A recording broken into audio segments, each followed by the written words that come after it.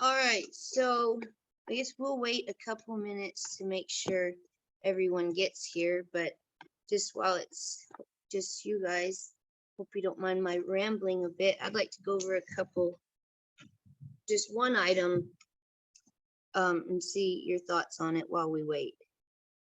So it is combining the different educational philosophies to create a holistic framework which teachers can use to inform best practices.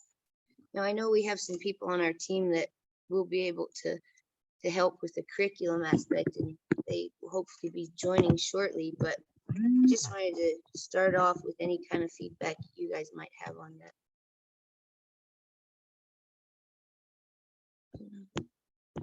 Looks like Terry might have accidentally muted herself. Are you there, Terry? Oh, there you I go. am, yeah. Yes, ma'am. Can you So ask that one more, Cass? Can you say that one more time? Yes, ma'am. It's combining the different educational philosophies to create a holistic framework which teachers can use to inform best practices. So we have quite a few members of the group that will be able to help with that, I believe. But I would just I'm curious to y'all's input on that, Terry, especially you being, in education.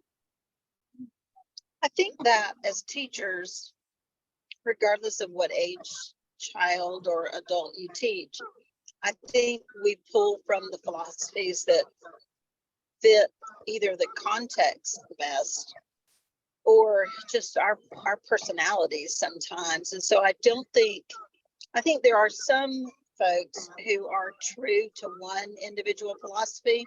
But I think overall, what you typically find in education is you find a teacher who tends to pull from 2 or 3 very specific philosophies and kind of meshes them together to build the foundation of what they believe in terms of how young children learn. So I think that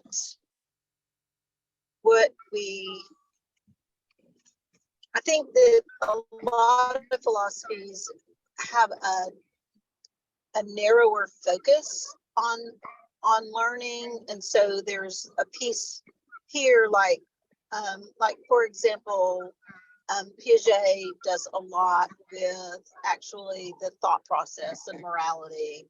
And then you go over to Jerome Bruner, and he much more focuses on the social emotional aspect of children.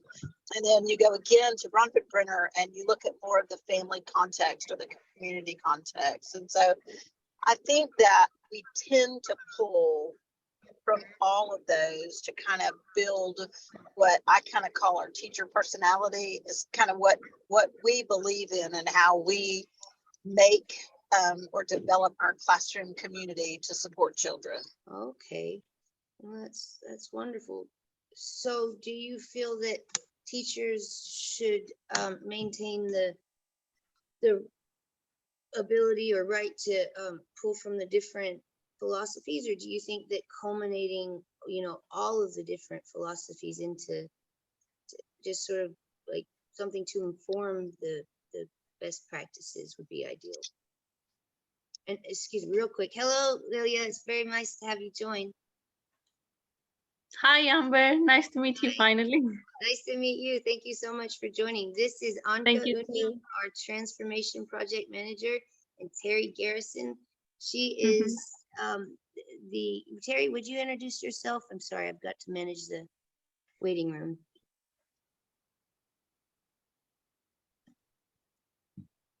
Hello. Sorry, are you? Yes. I went through a little dead spot, so No was a worries. little gargled. Are you? So Terry is a professor at a local university, and you specialize in the early childhood development. okay. Is that correct, Terry? Yeah, my field is early childhood education. Yes. Okay, great. So Dr. Loraz just joined us, and she's Hi, you can call me Liraz. Hi, Yes, hi great everyone. to meet you, Liraz. Yes. So Liraz is very excited to meet you, Professor Garrison, because she is would you introduce yourself? Oh, Yeah. hi. Yes. Hello, everyone. So I was very excited to read your message, Amber, and to join the group because this is something I've been thinking about for a long time. I come from a neuroscience background. I was trained as a basic neuroscientist in the lab, and then I also worked on clinical trials. And then when my daughter was born, approximately 6.5 years ago, I became very passionate about brain development and have been reading everything since then. That's wonderful. I'm So so I glad you- am into the science of things, but I love everything that has to do with child development, and the mission of the group is very important, and I would love to contribute to that. That's wonderful. We're very lucky to have you. I'd love for you all to introduce yourselves. If you would, Leah, will you introduce yourself as well? Who, me? Yes, ma'am. Tell me how Yeah. you pronounce your name again. Lilia. Lilia. Ilia, Beautiful. And Liraz and Anka and Terry. Is that correct? yeah. Yeah. I come from a bit of a mixed background. So I did my bachelor in early education, then I did my master in educational neuroscience because I wanted to combine these fields. And alongside this, I did some work with SEN children in forest schools and in mainstream settings. So I have experienced a bit of different educational methods such as Montessori, Waldorf, the mainstream one, outdoor learning. And I got some bits from each of them that I really enjoyed, and I watched my children thriving in these different environments.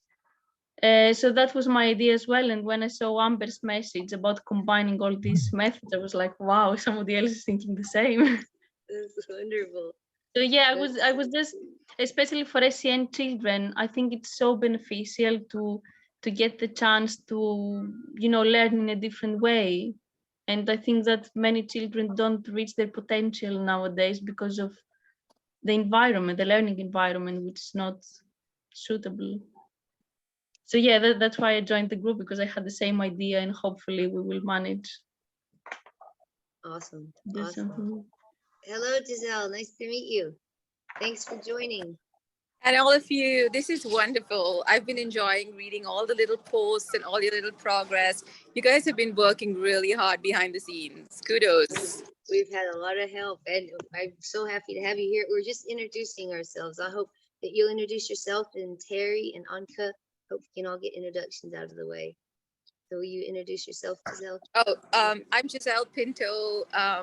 I fell into education, I think, when I became a mom. And literally from then on, I've been interested in everything child development and learning related. I'm a visual arts teacher, but I also believe very strongly in the power of experiential learning for children. And I'm just coming upon my second master's degree in education. And I'm heavily involved in research in arts integration and experiential learning. That's amazing. Very cool. Thank you, Giselle. And Terry, do you mind introducing yourself quickly? Sure. Or not quickly, sorry, I'm take your Terry time. Garrison, and I think it feels like I've always been an educator. I started my career in preschool in Florida, and all of my degrees are in early childhood. So my bachelor's, my master's, and my PhD. And then when we moved to Alabama, to North Alabama, I taught kindergarten for several years before we had our own children. And we have 4 children. I stayed home with them for 10 years. And as I started to transition back into the classroom, I completed my master's degree and then taught private kindergarten for a year. Then I directed a faith-based program and in Huntsville for 13 years before we had a traumatic life event. And so I wound up resigning for a couple of years. And in the meantime, I had started working on my doctorate with a focus in families, mainly because we were, through my position as director of a child care center and preschool, we had a lot of families who were stressed and wanted to be part of their child's learning experience, but didn't have time or didn't feel like they were welcome, or that the early years maybe weren't the most important years. And so my emphasis area in my doctorate is family engagement.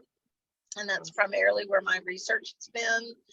And then after that, I worked in the field for Auburn University, and there was just way too much road travel. We had 2 children at Auburn at the time, and I thought it would be great, but it wasn't. And so I have taught at a couple of universities in North Alabama since 2018. No, excuse me, since 2016. And so my philosophy is very much constructivist. I am a great advocate of the play-based environment and would like to see a lot more focus put on, at least in the classroom environment, well, as well as everywhere, families engaging together instead of feeling like you go home from school, mom and dad may come home from work, and there's just homework to do instead of just good opportunities for engagement together. That's a very big nutshell of where I am and who I've been. Thank you, Terry. That's incredible. Yes, I'm sure you're aware of the peer orientation crisis that's going on, and also really quick, I've been learning recently that homework is detrimental to families and children. You know, that's not what we need to be doing. But anyway, Anka, real quick, we'll get back to it. But Anka, would you introduce yourself as well? Yeah, sure. Hi, Transformation Manager. my name is Anka, and I'm a mom. And my education is in computer science. My heart is into psychology. So because of that, I'm following my heart, and I'm a transformational coach and hypnotherapist, and I'm studying psychology all my life. And my mission is to help people. And my preference is to not help them when they need help, but avoid them feeling the need to get help. So, and that comes, that begins with the kids, right? If they get a proper environment at school, at home, and with the proper knowledge, then the society is going to be better. Yeah. And that's why I'm here. I have 2 boys, 2 wonderful boys. They're teenagers now, and I am originally from Romania, so I had exposure to the European exposure. That was my education, European education system. Now I'm familiar with the North American one, and I get the feedback from my kids. And there is opportunity to improve. So that's why I'm so excited for this initiative. Part of my computer education, I'm a PM as well. So I will be coordinating this initiative. And thank you all for joining. And I'm so excited to work together. Me too. Me too. All right, I'll let you take over the lead, or whoever wants to. I'm not one to be leading this meeting, so y'all carry on. Unless you'd like, I could also go over. So this meeting for me, I'm not sure if you all met before, but this meeting for me is obviously to get to know each other, and for us to brainstorm the next steps. What would be our next steps? Who's gonna be participating? When is gonna be our next meeting? What we would like to achieve between now and next meeting? So just for us to kind of get organized and to talk about the best approach moving forward. And there are some suggested topics here. And Yes. yeah, Excuse me. for sure. So One of them is child development, neuroscience, and psychology. Another one is mindfulness, fitness, and well-being. Another one, childhood education and curriculum creation. The fourth one would be nutrition. So those are some subjects that we can talk about. And the preferred way of moving forward will be to have like someone to lead each one of these topics, right? And then all of us to gather and discuss the findings and the progress and so on. I'm wondering, how does it sound? It sounds great. Let me Thank just say, can I just say something quickly? After the introductions, I'm very impressed with this, just among us women, this is such a powerful group already. I mean, we all come from different backgrounds, which I think is super complementary when it comes to taking on such a big goal.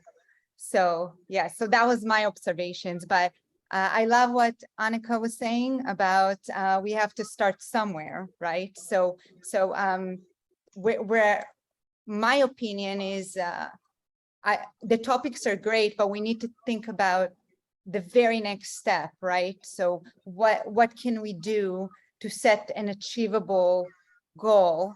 And what would be the next immediate step? Would it be to form groups that work together? What do you think? I will turn it back to you.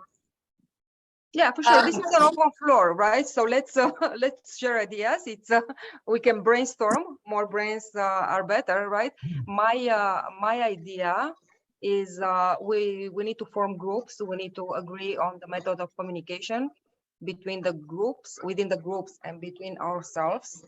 And for sure, a next step, right? Because we gotta make one step, and from there we're gonna make another one and another one, and this is how progress is made. I'm going to quickly jump in because I have to leave in about 10 minutes to go to a critique. But I've been on a bunch of the different chat groups that we have, and then obviously the main site. And I can see that we're trying to funnel down aims, objectives, missions, things like that. I think that's really the first important step, to kind of have a clear manifesto.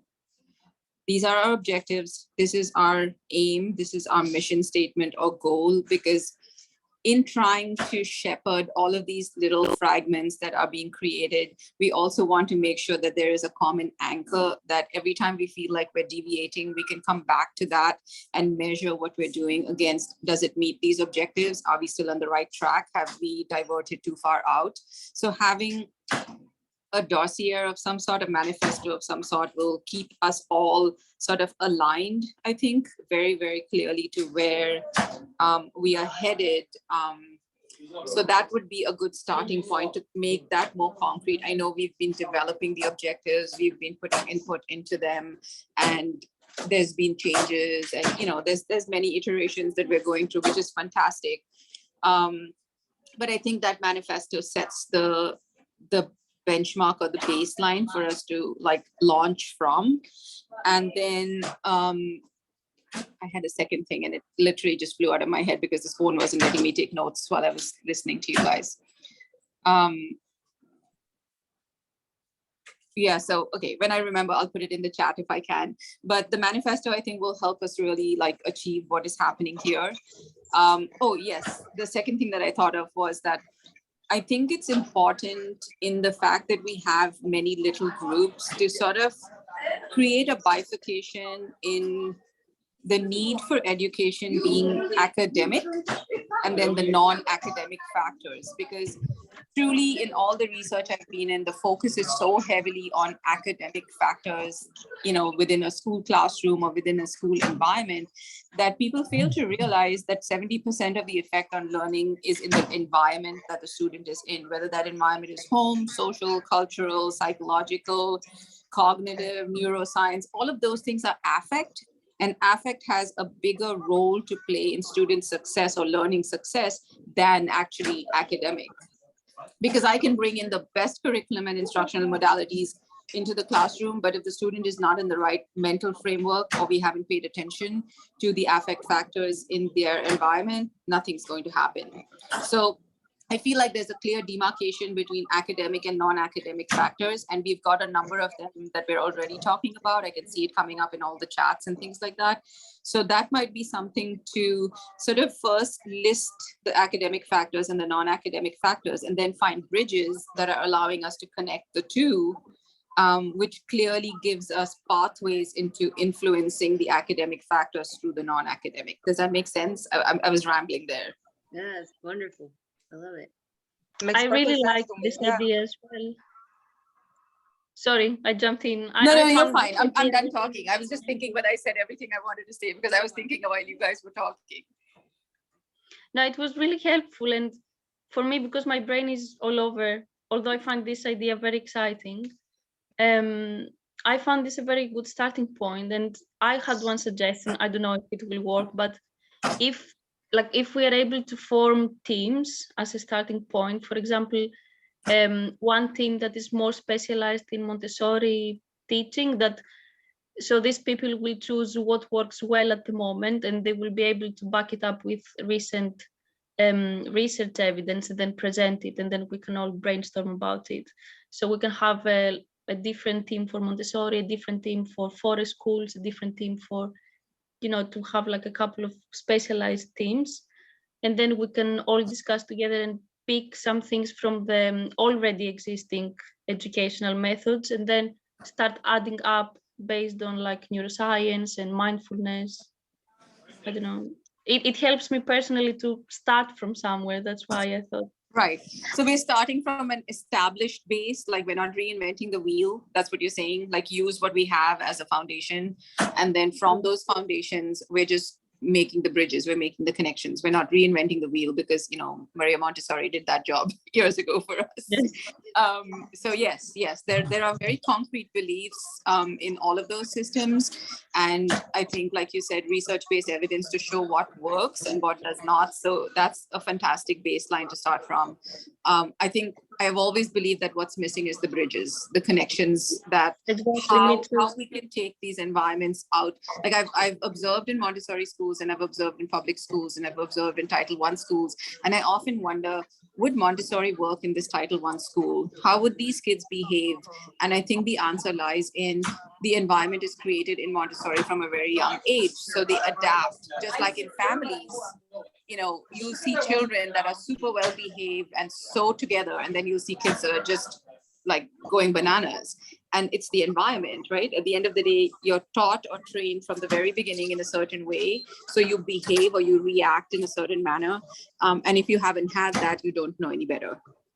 So I think a lot of the behavioral issues and things that come up in schools have a lot to do with that atmosphere. That is the foundation of my PhD research, the role of environment and people in shaping critical thinking in the lives of children. But I'm sure that it also shapes behavior. So no, I think that's fantastic. Okay, I have to run to a critique, but if y'all are still around, I will mute you for now and I'll come back to you later. There is a recording, so I'm glad about that. So I could actually go back and listen to the part that I've missed. I'll share it with everyone. Thank you so much. Thank you, Amber. I'll see you back in a bit. Thank you. Okay, cool. Thank you.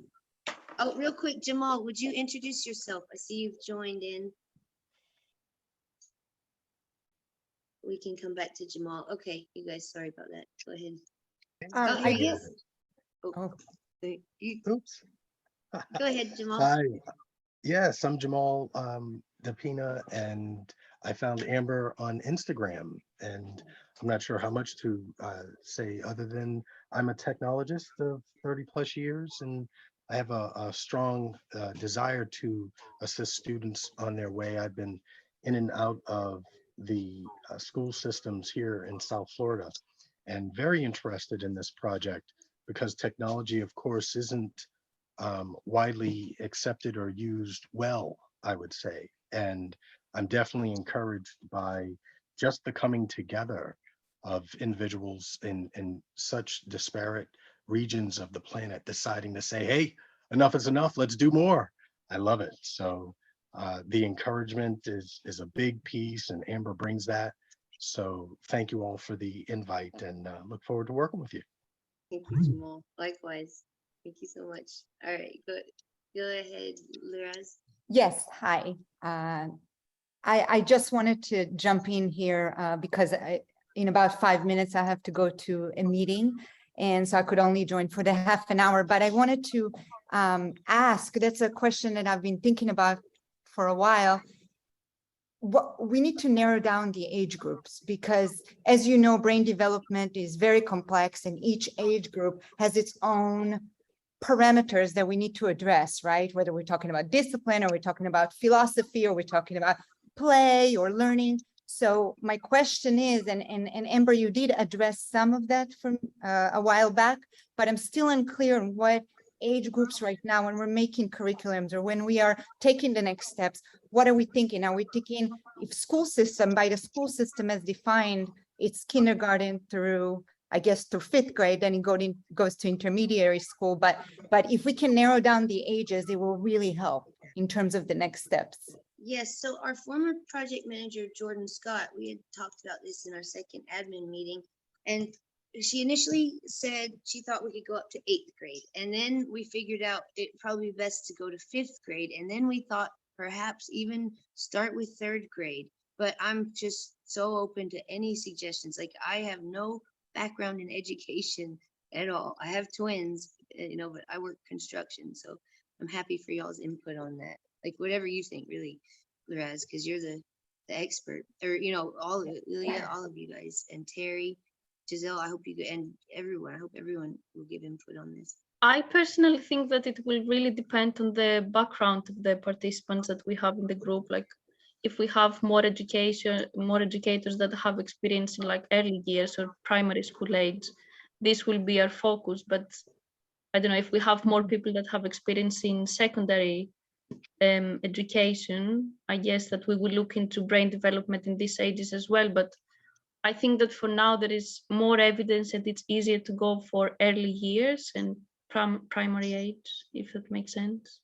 Yes, I would like to start with the early years, and eventually I hope to cover all education. Because a member of our group that joined, she's a senior welding engineer, and she told me that what people go to school for with welding for 2 to 4 years, they could learn in 2 to 4 months. So I know it's totally off subject from what we're talking about with early developmental, with early childhood, but I think all education could be reworked. But if we start small with either I'd say preschool up to 3rd grade or 5th grade, whichever we choose to embark on, and then eventually aim to next steps once we complete these first ones. And I would also like to see us not just start at 1st grade, because the 90% of learning, I heard, correct me if I'm wrong, is it happens between birth and 5 years old or 4 years old,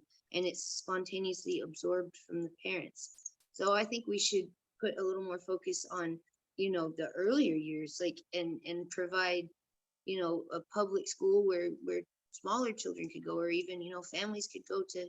Like, I have a dream to one day start a program in addition. I know I shouldn't be talking about this now because this is off subject, but in addition to what we're doing now, I hope to establish programs where parents and or guardians can go with their children to learn how to interact with them in healthy, nurturing ways, environments and ways. So anyway, I'll leave that up to you guys, whether we go up to 3rd grade initially or 5th grade. It's up to you guys, whatever you think's best. Jordan had thought. I'm gonna jump in here quickly while I wait still. So I think if you focus only on one grade, you lose the continuity for what it kind of represents across a band, right? So since we're a large group, and I think eventually we're going to break into pockets, I think similarly we could classify those pockets by age group and grade level specification. Because if you only so let me look at an example in my head is Head Start. Like, Head Start as a program only targets the younger years. And I feel like in government structure, they always somehow manage to focus on any one area and then sort of ignore the other. And then it's like firefighting, right? Now we're in Head Start, so we're focusing there, and then our kids in middle school are suffering. Or like suddenly we're focusing on high school and STEM, and then our early years are suffering. We did so much in STEM, they forgot to teach kids how to read. Now suddenly they're going back to teaching kids how to read. So it's kind of like a firefighting mode if you keep only a narrow focus in one area. But I think the specialists and the people, from what I'm hearing, we do have a broad spectrum of understanding across all grades, things that are important generally within neuroscience, within cognitive development, within curriculum. And then narrowing down focus groups, probably that specialize in certain areas, might be the way to go. And it might be too large in the beginning to maybe shepherd all of these things all at once. But I think, again, I'm a visual person, and in my head I can look at a flow chart, and that flow chart is kind of like expanding like little branches of trees, you know, where we're having all these subgroups and focus groups and things like that. But ultimately we all reconnect and come back and rejoin to the whole. And that's how the whole idea will develop. But if we already start to micro focus only on a certain area, then we're not actually looking at the full picture, because that kid who's in early years and elementary or even, you know, preschool area is eventually growing into a secondary spectrum. So unless we're in some kind of a longitudinal study mode where we start tracking them in the early years, then we're going to shift focus as they go into elementary school, then we're going to shift focus when they go into middle school, and then we're going to shift focus when they go into high school. I feel like that mission, that manifesto, I come back to it, should clearly demarcate what it is that we're hoping to achieve, right? The big idea as well as the very specific small ideas in particular ages, grades, etc. Thank you. Let me just jump right in one more time before I have to leave and kind of just summarize. Thank you, Giselle. That was beautifully said. I agree. I'm with you. I'm a big picture person too. But I think it's very important at the beginning to narrow the focus so that we know what we're working on now, right? And then we can expand from there. As I mentioned before, and you know this already, child development is a huge undertaking, right? So let's say we knew, like Amber said, let's say we knew we're focusing right now, just at the very beginning stages on kindergarten to third grade. That's a little bit easier to digest and move forward on. Then we can, you know, have sub points and break it down. And yes, a manifesto is definitely necessary, but I'm just saying from the scientific perspective, if you go back to the literature, and actually they did, from what I saw, according to the science of the brain development, from what I've been reading, they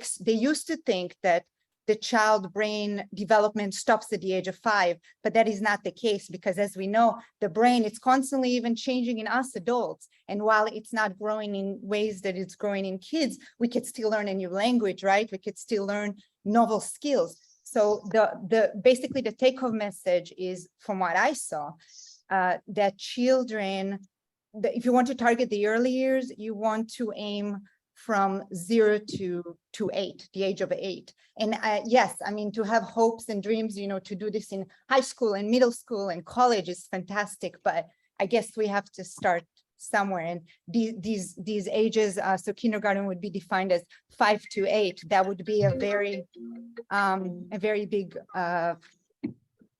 already a big ambitious objective. Sorry, I had an incoming call, but that's all I wanted to say at this point. So thank you. Thank you, Lorez. And I'm going to have to run. So sorry. Okay, I appreciate you joining. So- We'll do it again soon. Okay. And Thank you. Thank you. Thanks. Hey, I think Jamal would like to add something. yes, Jamal. Yes, I appreciate it. Hopefully quickly. I know how limited folks' times are.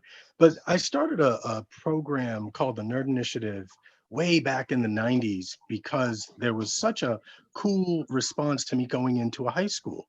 And even though it was high school kids, one of the goals for them was to reach back and help middle school kids. And I thought, whoa, that could be powerful. And I love the approach that Amber's taking in trying to recognize our approach isn't one child. It isn't a group of children. It's not just a few of them in a particular culture. It's the um, mm, it's the encompassing of students, right? And students could mean almost any age. And the Nerd Initiative became something similar where it's like student literally could mean anyone that's deciding to learn, which is why I specifically chose that concept of nerd to bring about this ingratiation of what the inner child is in all, right? So I'm not suggesting that you guys are, or what Amber is trying to produce as a club, because that is definitely, my program was more extracurricular in concept. But I think there are similar ideas and concepts that can be parsed to this. That's all. Yeah, I yield. the Montessori method, I mean, they would, you know, have older children working with younger students, and also was it lower primary and upper primary and middle primary? You know, that's where they group children of similar ages together and they work together. And I think that, you know, I'm not sure if I'm off topic here. I'm a bit ADD, honestly, but I think, you know, that's going to make schooling a lot more productive, is when we have, you know, older children helping with younger children and they all sort of grow and develop alongside each other. But, and that might just be, you know, a dream. Like I said, I don't have any background in It's a education, but great dream. No, Yes.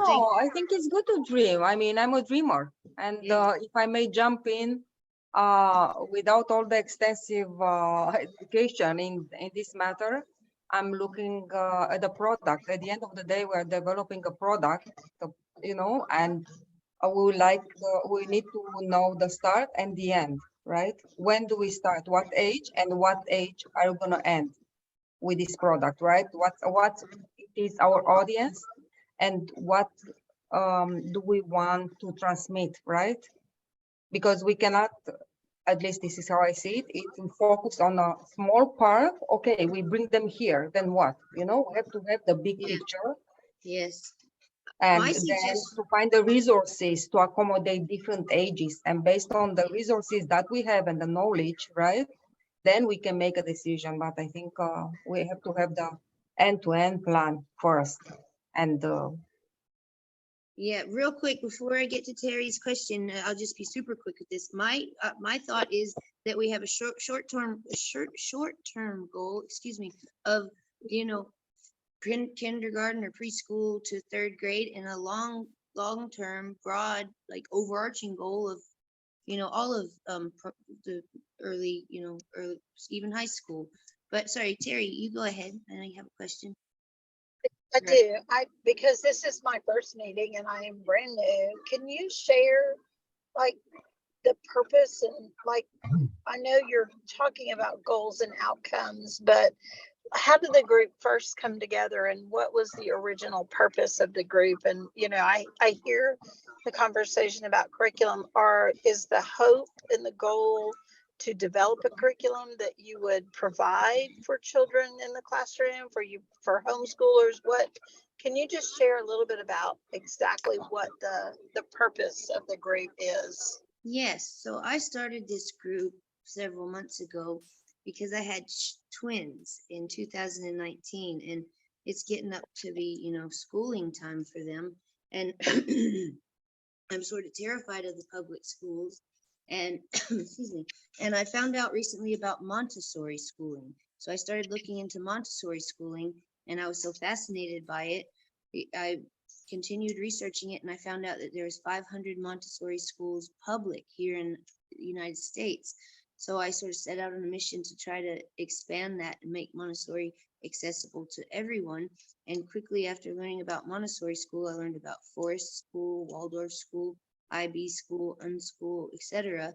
And I thought, you know, well, what if we just sort of looked at all these different really beneficial forms of education, you know, instead of having to choose one, we just sort of marry them, you know, involve neuroscience, psychology, health, education, every resource available essentially, to try to just build a better future, you know, a better tomorrow. Like, and that I see that through education, you know, we can start young. And my goal is to establish evidence-based best practices to go alongside a holistic curriculum, that's sort of a culmination of all these different educational methods from around the world, and to implement them into public schools and to provide them to anyone who's homeschooling or any homeschool co-ops or independent schools. And I don't like, my goal is not to make money off this, this is nonprofit. I would like to provide this curriculum for free, and it would just be like sort of the best of the best. We combine all the knowledge in the world that we can get our hands on, and all the wisdom and all the resources into investing in our children's future. I don't think there's anything more important than investing in children's education and their Right. so I started this myself as a grassroots movement several months ago here in Muscle Shoals, and it's grown exponentially into a global movement quickly. And I have a meeting set up, Terry, on April 24th, Anka and I do, with the Education Policy Advisor to the New Mexico governor, because like I said, my goal is to develop this and implement it into New Mexico public schools as a prototype. And my goal is by November of 2026, which, I'm not going to kick myself if we don't make that deadline, but the current governor of New Mexico, she's up for re-election November 2026. And she's actually my old neighbor's first cousin. And my old neighbor threw me a baby shower and all this. And so when I found out New Mexico was rated like last in the country for education, child well-being, and literacy, I thought, well, I got, connections with the governor. So I reached out to my old neighbor, and upon never hearing back, I realized I better take a more official route. So I requested a meeting with the mayor, and I heard back from the Education Policy Advisor. So we're going to go from there. I hope, he knows that this project is still in its infancy, but we have big goals, and it looks like, hopefully we can work together and achieve them. I'm happy for your input on evolving in education, Terry. Gotcha. From that perspective, I think that, and obviously you can start at any age, but if you're looking at Montessori is most well known for her work with young children, even initially in her research for children with special needs. And so that might be a target area if you're hoping to do that. For schools span the grades, but I think it's a little more accepted at the younger ages. It's 4 schools are very close to Reggio Emilia philosophy, and that is clearly, even though again it spans the grades, you'll see a much heavier concentration in the early grades, and Reggio as well. Waldorf, I think, is probably the only one that transcends more up through maybe middle school. But again, my focus is early childhood, so it could be that it goes on up through high school as well. So just a thought. Yes, I definitely want to start, at the youngest age we can, and, just choose an achievable, goal and aim for that. Do you think that up to 3rd grade or 5th grade would be best for now? And with, with every intention on, as soon as we establish this up to 3rd or 5th, we'll take all the knowledge we have already and focus that towards, middle school and beyond. Right. I hear what other members are saying about various age groups, but if you're looking to build on something, starting at the youngest age possible is probably a smart route to go. When you think about, just for example, if you think about a child who is, just say, learning to read. So the foundations of learning to read are really built during infancy, toddlerhood, preschool years, through read alouds with family members, good conversations to develop language, good learning experiences or just experiential learning of any kind that builds a broad context of knowledge. So, for example, things that we maybe not progress into, oh, that's going to help me be smarter, but things like knowing that cows live on farms, or turtles you usually find in the pond, or sometimes turtles will come into your yard, or fish live in the water. Just kind of general knowledge that gives children a broad context of information to pull from as they become readers. So then that progresses through understanding that we have an alphabet, the alphabetic principle, to being able to decode and encode words, all the way through being a proficient, fluent reader. And so when you think about developing something that's brand new, unless you have a single target area, you might want to start at the early years, because then you've built that as you progress forward. Let's just say you start at 4. When you start with a 4-year-old, as you progress forward, well, they're going to then be in kindergarten. And so that's just going to continue to build every year. You already have a base that has those experiences and that knowledge. Giselle, could you please mute yourself? Sorry, thank you. So, Terry, what you're talking about, is that anything to do with like overarching education, or?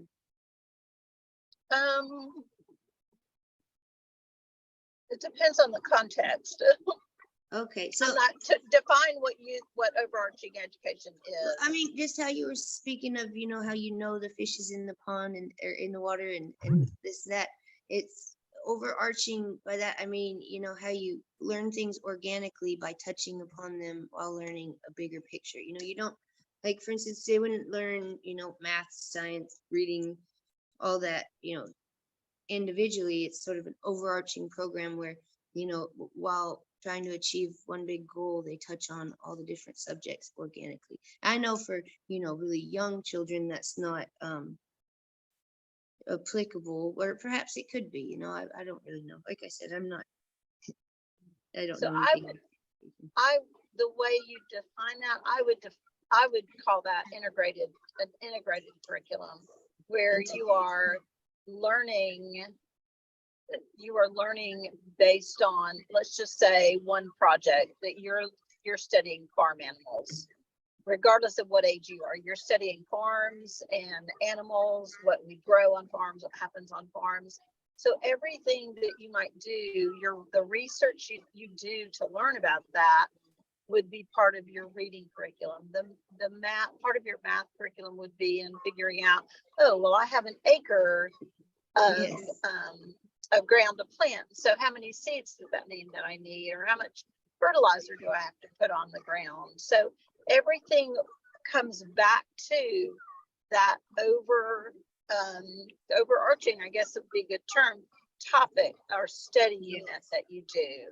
But typically we refer to that as more of an integrated education or a project-based curriculum. Okay, well, I love that. I think that's really neat. And I just had a thought that, while we work on developing the very early years curriculum / best practices, we can work towards, like, simultaneously informing, all the other grades as well, with the goal to eventually, put every resource we have into those grades. But, in the meantime, while we're working on getting out the first few grades or whatever we do, we could be informing the others, hopefully, somehow. What are your thoughts on that, guys?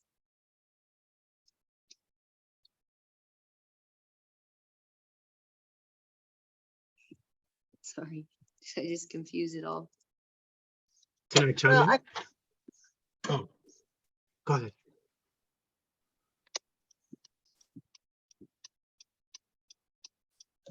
So, not to change the subject, but I've started a Telegram. Jamal told me about Telegram, and it's a messaging app. and it's, Jamal, could you tell really quickly the capabilities of it? Was it 200,000 members? And I think that that might be where the bulk of the work for evolving in education could be done, you know, aside from Zoom.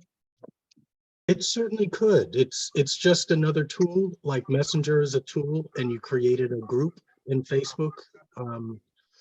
I did want to piggyback sort of on what I heard thus far from you as well, in terms of the beginnings and the reason why you started this.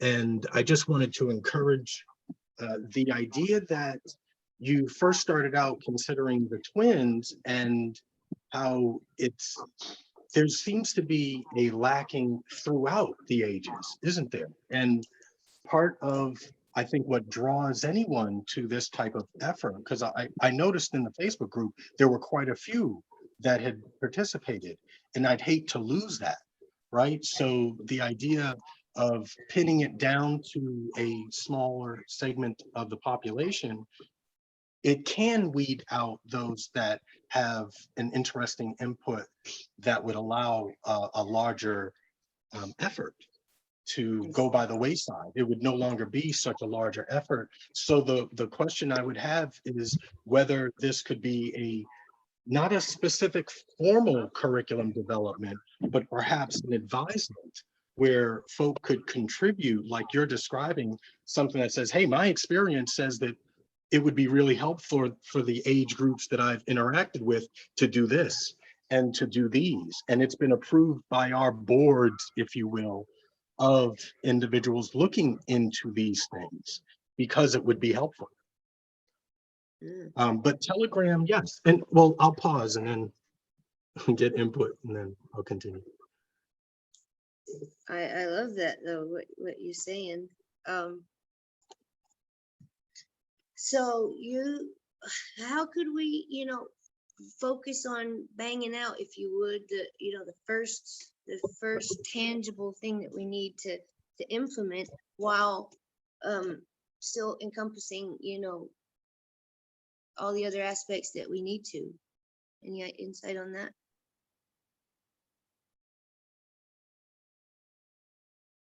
It's when you're describing the overall goal, it starts there. I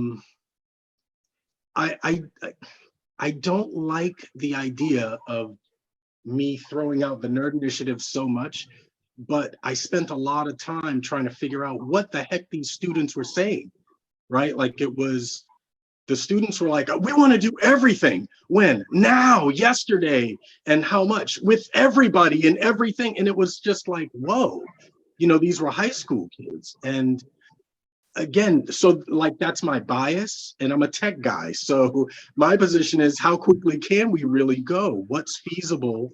And let's do studies to figure that out, right? So I'm not trying, please don't think that I'm trying to push this in any particular way. I just recognize that when I first got tapped, when we talked, Amber, it was like, whoa, that sounds magnificent, and bringing people together is like needed now. And because of that, it was, it's a little, not disheartening, it's a little sobering to hear what we typically hear. Well, we can't really serve everybody. Well, we can't really proceed in a fashion that's a big dream, a large dream. Yes, we can, as long as we define what that dream is for others to catch it, right? And if we say it's only a curriculum for this small population from 1-year-old or from infant to 5-year-old, then that's defining a segment of the population. Do we have to do that? We would leave out all of those that are dealing with adult children.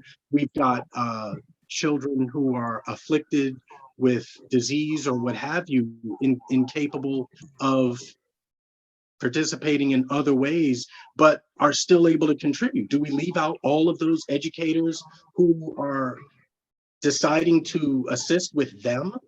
Oh, I would hope not, because what you described in the initial, dream is to service the range, service the all. And why not define it as that? Because the need is there, and it really is immediate. It's not, yeah, it's not something people are saying, oh, maybe that would be nice in a few years.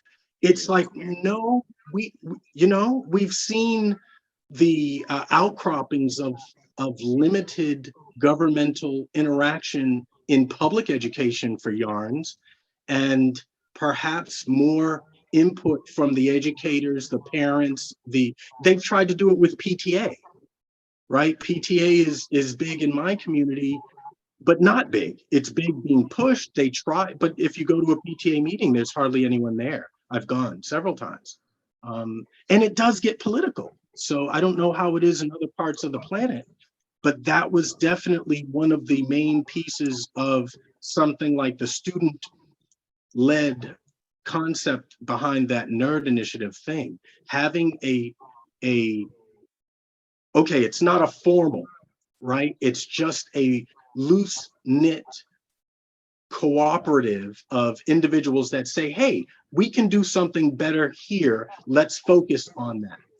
That's what the extracurricular part is. Maybe this could be the more formalized, how we contribute to education portion of that. Because my life is dedicated to teaching and learning. I'm not really concerned about age though, right? Like I definitely, you wanted to say, Amber?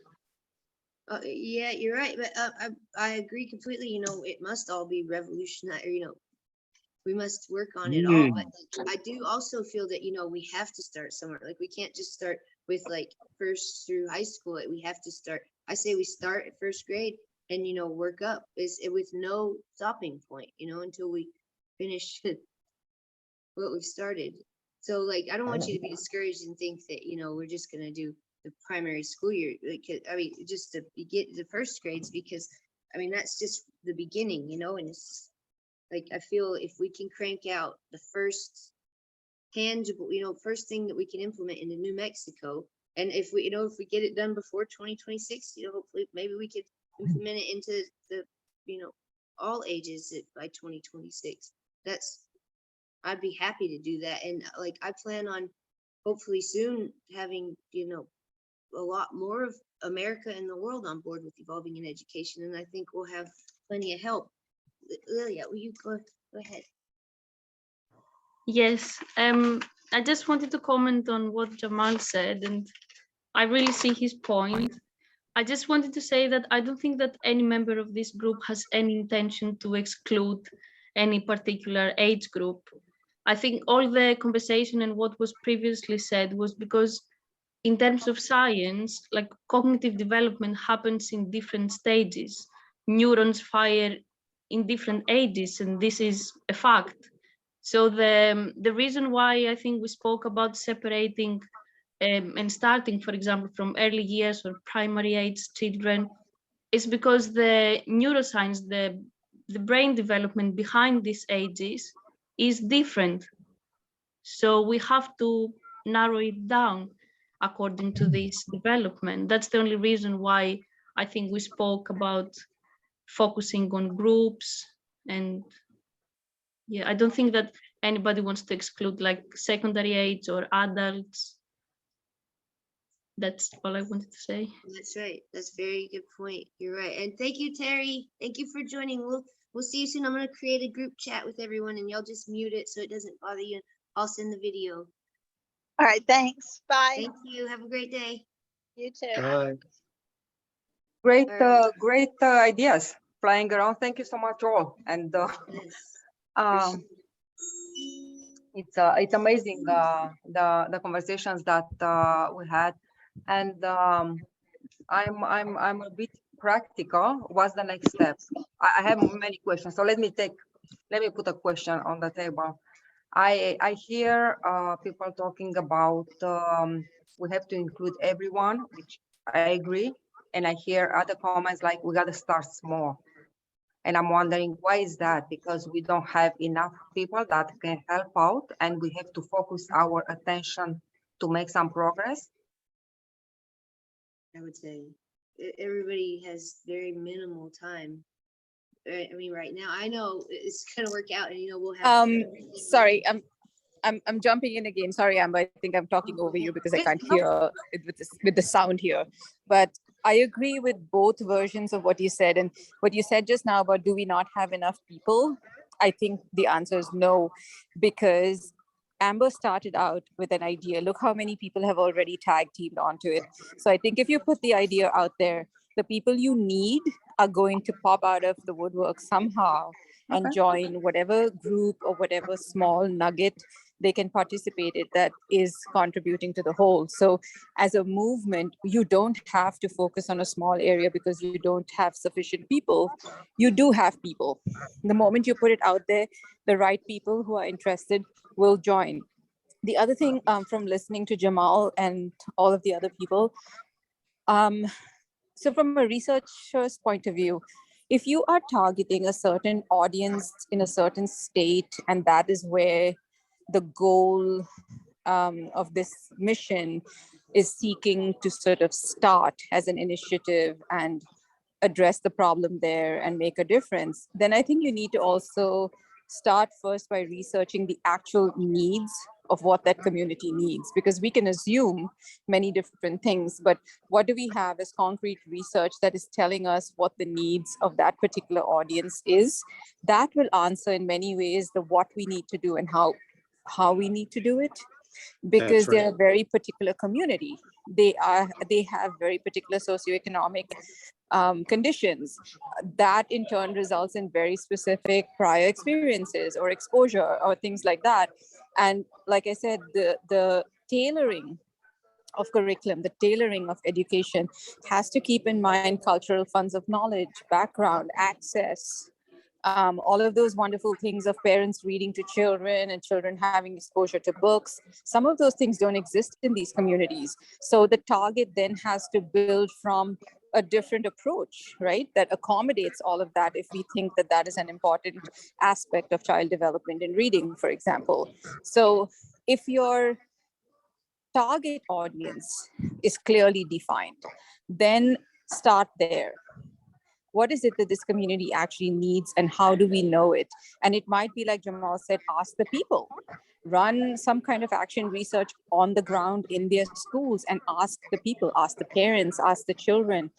That tells you directly what is happening. Filter that information into concrete categories. And then from those categories, set up focus groups that are going to develop or meet the needs based on that research. So it's not just I assume, you assume, or whatever. We have concrete numbers, data, and things that are backing up why we think this is a good approach. And in developing the approach, you will find your Montessori people, your Steiner people, your Waldorf people. All of that is, it's like a tree branch, right? The bark is New Mexico's community. From there, what are the needs? From there, who do we need as people to contribute to the success of this? And it's not something that will happen overnight. It will take a while to get to, where we're going. But I think presenting to the governor or the mayor, or whoever you talked about, is important to have a concrete idea about what it is that you're trying to do. Because I think at heart, you have a great idea and the right spirit in which to approach it.